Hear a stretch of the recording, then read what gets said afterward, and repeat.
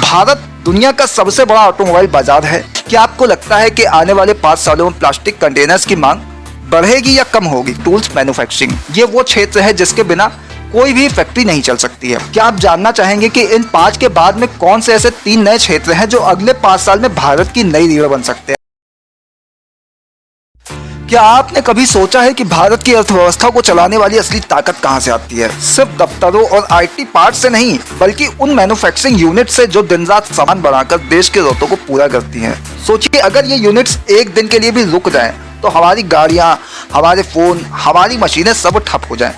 ये सुनकर कैसा लगेगा आपको? क्या आप जानना चाहेंगे कि वो कौन सी 5 बड़ी मैन्युफैक्चरिंग यूनिट्स हैं जो सच में भारत की रीढ़ हैं और जिनमें भविष्य में करोड़पति बनने का मौका छुपा है? अगर आपका जवाब हाँ है तो ये वीडियो आपके लिए है, क्योंकि आज हम आपको लेकर चलेंगे भारत की उन 5 यूनिट्स के अंदर जहां हर दिन लाखों लोगों का पसीना, मेहनत और कौशल मिलकर एक नई कहानी लिख रहा है। और सबसे मजेदार बात यह है कि अगर आपके सपनों में दम है तो आप भी इन क्षेत्रों में उतर सकते हैं और अपने सपनों की फैक्ट्री खड़ी कर सकते हैं। भारत दुनिया का सबसे बड़ा ऑटोमोबाइल बाजार है। कार, बाइक, ट्रक, हर जगह पार्ट्स की जरूरत होती है। Engine parts, brake pad, gear box, shock absorber, wiring harness, ये सब अलग अलग फैक्ट्रियों में बनते हैं। इन यूनिट्स को शुरू करने के लिए आपको बड़े शेड, सीएनसी मशीनें, कटिंग और फिनिशिंग टूल और क्वालिटी टेस्टिंग लैब की जरूरत होती है। शुरुआती स्तर पर आप छोटे छोटे पार्ट्स बना सकते हैं। जैसे जैसे अनुभव और मार्केट बढ़े वैसे वैसे विस्तार कर सकते हैं। कच्चा माल मुख्यतः स्टील, एल्यूमिनियम, रबर और प्लास्टिक का होता है, जो आप ऑटोमोटिव सप्लायर या स्टील प्लांट से ले सकते हैं। वर्कफोर्स में आपको design engineer, machine operator, helper और क्वालिटी चेक टीम चाहिए। प्रोडक्ट की डिजाइनिंग में सटीकता बहुत अहम है। अगर आपका पार्ट गलत डायमेंशन होगा तो पूरी गाड़ी प्रभावित होगी। मार्केट में आप बड़े automobile brands, third party suppliers और आफ्टर मार्केट डीलर से जोड़ सकते हैं। यहाँ एक छोटा सवाल आपके लिए, अगर आपको मौका मिले तो आप ऑटोमोबाइल के कौन से पार्ट बनाना चाहेंगे? इंजन पार्ट्स या इलेक्ट्रिकल पार्ट्स? कमेंट में ज़रूर बताइए। लागत और मुनाफा इस क्षेत्र में बड़े पैमाने पर है। मान लीजिए आप शुरुआत में एक छोटी सी यूनिट्स लगाते हैं जिसमें सालाना निवेश लगभग 50 लाख है और आप महीने में 5 लाख रुपए का मुनाफा निकालते हैं, तो सालाना 60 लाख रुपए का फायदा हो सकता है। दूसरा क्षेत्र है प्लास्टिक कंटेनर्स मैन्युफैक्चरिंग। भारत में पैकेजिंग और स्टोरेज की मांग तेजी से बढ़ रही है। हर एफएमसीजी, फार्मा और घरेलू सामान कंपनी को कंटेनर चाहिए। इस यूनिट को शुरू करने के लिए आपको blow moulding machine, injection moulding machine, modes और पैकिंग सिस्टम चाहिए। बैंक लोन से ये मशीनें आसानी से खरीदी जा सकती हैं। कच्चा माल प्लास्टिक ग्रैन्यूल्स, रंग और मोड्स हैं। वर्कफोर्स में मशीन ऑपरेटर, पैकिंग स्टाफ और क्वालिटी कंट्रोल लोग होते हैं। डिजाइन पर ध्यान देना जरूरी है, क्योंकि अगर कंटेनर का आकार या ढक्कन ठीक नहीं होगा तो कंपनी ऑर्डर वापस कर देगी। मार्केटिंग के लिए आप दवाइयों की कंपनियों, तेल और मसाला कंपनियों और घरेलू उत्पाद बनाने वाली कंपनियों से सीधे संपर्क कर सकते हैं। पैकिंग और डिलीवरी के लिए आप छोटे छोटे ट्रक या कोरियर का इस्तेमाल कर सकते हैं। अब सोचिए, अगर आप रोजाना 10,000 कंटेनर बना रहे हैं और प्रति कंटेनर 2 रुपए का मुनाफा भी रखते हैं तो महीने का लगभग 6 लाख रुपए का ग्रॉस मुनाफा हो सकता है। यहाँ एक छोटा सवाल आपके लिए, क्या आपको लगता है कि आने वाले 5 सालों में प्लास्टिक कंटेनर्स की मांग बढ़ेगी या कम होगी? कमेंट में अपनी राय दीजिए। तीसरा क्षेत्र है मशीन टूल्स मैन्युफैक्चरिंग। ये वो क्षेत्र है जिसके बिना कोई भी फैक्ट्री नहीं चल सकती है। मशीन टूल्स ही वो औजार हैं जिनसे कारखाने मशीन बनाते हैं। Lathe machine, drill machine, CNC machine, gear cutting machine, सबकी अपनी फैक्ट्री होती है।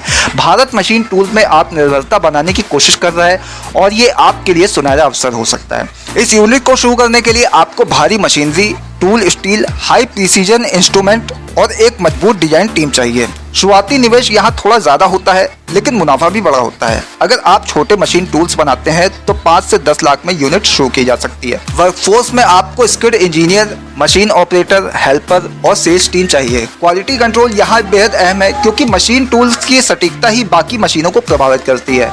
मार्केटिंग के लिए आप मैन्युफैक्चरिंग कंपनियों, इंजीनियरिंग कॉलेज और इंडस्ट्रियल सप्लायर को टारगेट कर सकते हैं।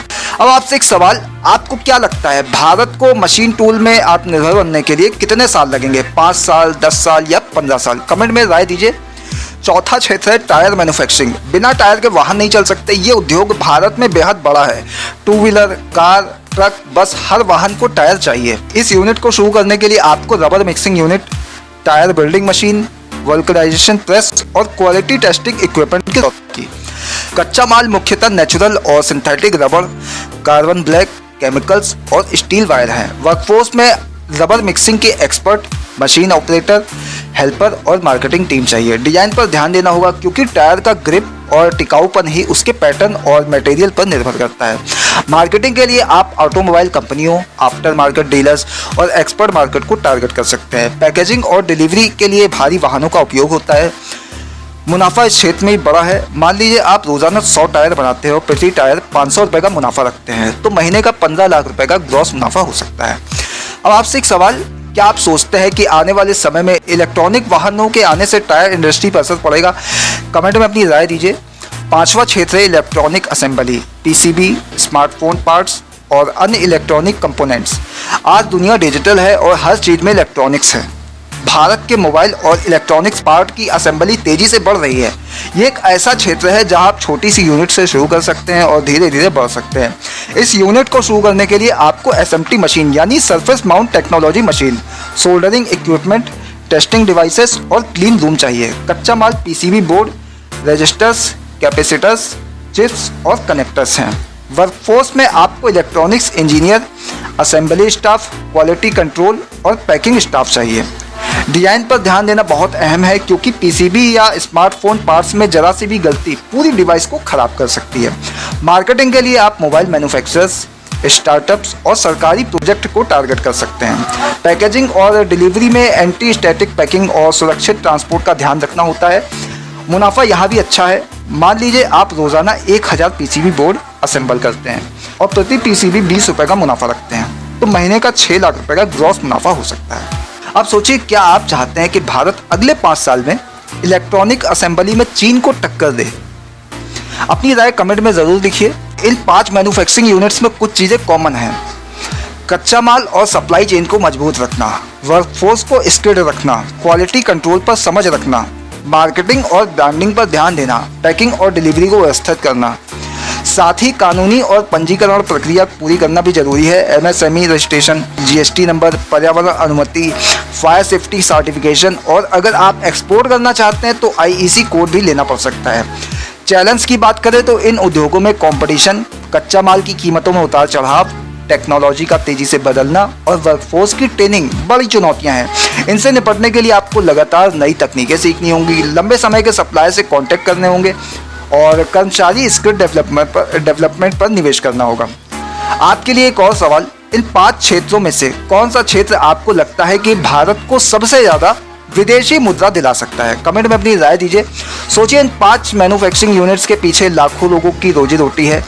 जब आप इन यूनिट्स में निवेश करते हैं तो आप सिर्फ एक फैक्ट्री नहीं बनाते हैं, आप एक इकोसिस्टम खड़ा कर रहे होते हैं। ये यूनिट्स भारत को आत्मनिर्भर बनाती है, रोजगार देती है और भविष्य की दिशा भी तय करती है। और ये तो सिर्फ शुरुआत है। आने वाले समय में भारत में और ही बड़े अवसर खुलने वाले हैं। नवीनीकरण ऊर्जा उपकरण, ईवी बैटरी मैन्युफैक्चरिंग और एडवांस टेक्नोलॉजी मटेरियल जैसे क्षेत्रों में। क्या आप जानना चाहेंगे कि इन 5 के बाद में कौन से ऐसे 3 नए क्षेत्र हैं जो अगले 5 साल में भारत की नई रीढ़ बन सकते हैं? अगर हाँ, तो अगले वीडियो में हम आपको बताएंगे कि किस तरह आप उन उभरते क्षेत्रों में सबसे पहले उतरकर बड़ा मुनाफा कमा सकते हैं। तो बने रहिए हमारे साथ क्योंकि अगला वीडियो आपके सपनों को नए पंख देने वाला है। हो सकता है उनमें वो आइडिया हो जो आपकी ज़िंदगी ही बदल दे। क्या आप तैयार हैं उस अगले खुलासे के लिए?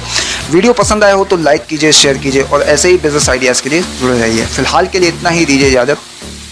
नमस्कार।